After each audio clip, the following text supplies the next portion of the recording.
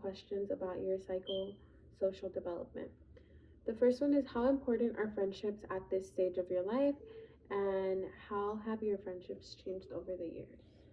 Friendships back then to me were super important, but now that I'm older, I realize that I'm better off alone with friends.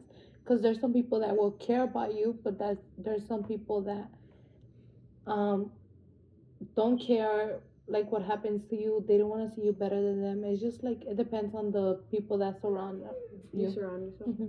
Okay. Um, and what role does social media play in your social life?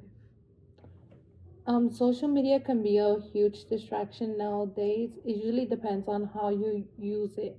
Like, for example, sometimes there's social media that like informs you of everything that goes on in the world around the world, but there's some information that people don't want you to know, and you're not aware of those situations.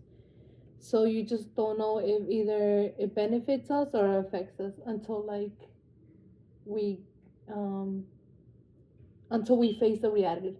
Okay. And do you think this is a positive or a negative thing in our generation?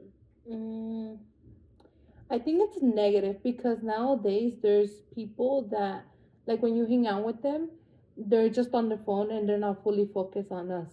And Mm-hmm. it's like you're just by yourself. So there's no point in having a gathering when everybody's on the phone and you're just like, what am I here for? It's not worth the time. Okay, that makes sense. And then, how do you handle stress or challenges in your life? And do you have any coping strategies?